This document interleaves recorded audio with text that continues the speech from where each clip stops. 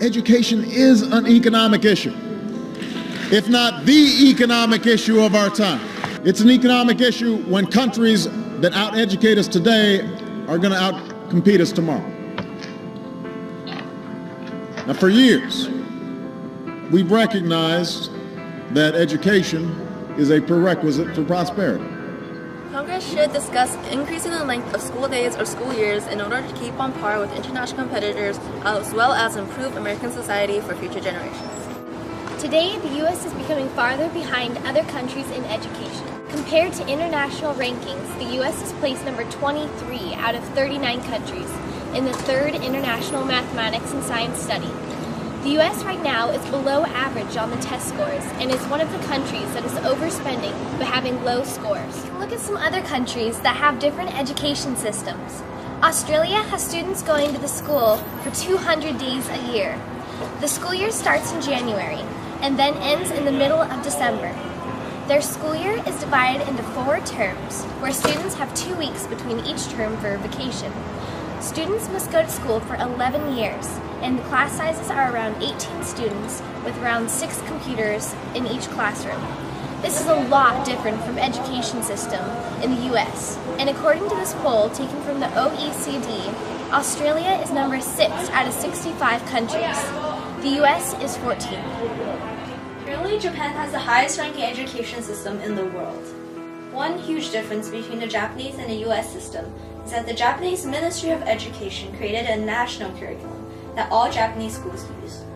The US lets each state determine their own curriculum, even though each state has different amounts of money and unable to provide all students with the same level of education.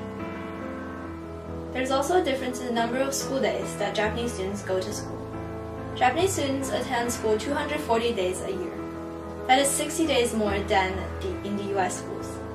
Some estimates have said that in 13 years of schooling, students in the US are getting a whole year less than students in Japan. There's also a difference in spending for the two countries. In the US, a lot of educational fundings are being used for transportation, food, and other programs not directly related to academics. What the US needs to do is to help parents get more involved in school. There also should be a standard for all schools in the US so that no school is below average.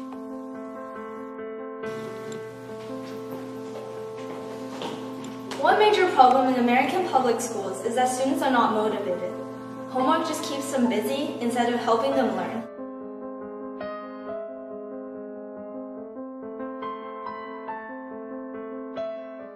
In our country, we have different results for students with different socioeconomic backgrounds. So, middle-class children from neighborhoods like I live in tend to do quite well in school. And often in those school districts, you'll see lots of homework. In some not-so-fortunate neighborhoods, we see schools that where not all kids are succeeding, and not all kids have the same home environments in which to study or the same resources at home. I think that there's a factor that comes into play if they have more instructional time. They're given more support to learn all of the things that all the children in America should be learning. So I think that that's a factor. I believe a second really major factor is that teachers have been shown to make the greatest difference in a student's ability to learn. And so therefore, if we give our students more time with our teachers, then I think we'll be able to see students learn more, and especially those kids who are struggling, getting that extra time with the teacher can be very valuable.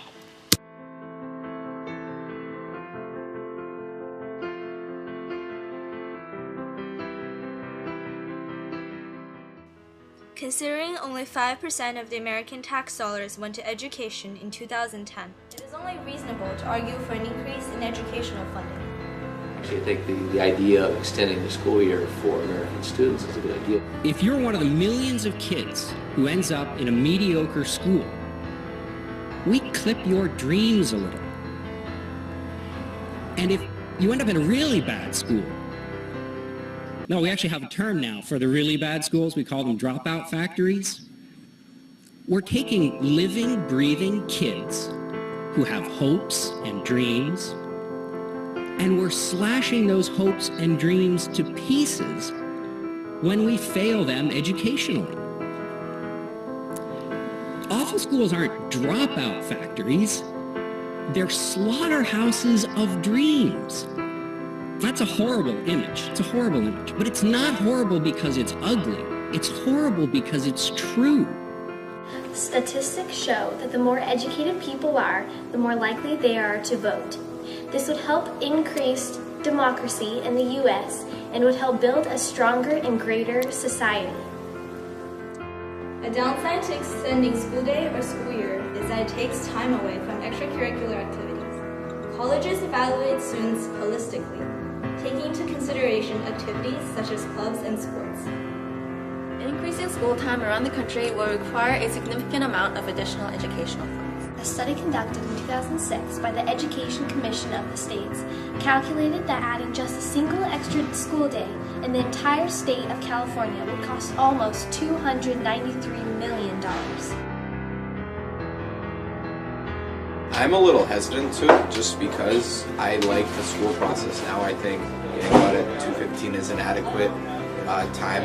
We're already in school for 6 hours of learning. We get out early enough to be able to do all our extracurricular activities and still get schoolwork done, and I don't think I'll be able to get all of that done if school ran longer in the day.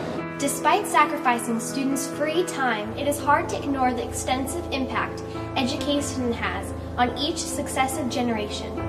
Reforming the education system would be wise for a prosperous future. Congress should make reforming America's primary and secondary education system a priority, as we are currently lagging behind other developed countries. This will lead to the betterment of this country's future leaders, the creation of more informed voters, and a more vibrant economy and an equal society for the future generations of the United States of America. Our children get only one chance at an education, so we need to get it right.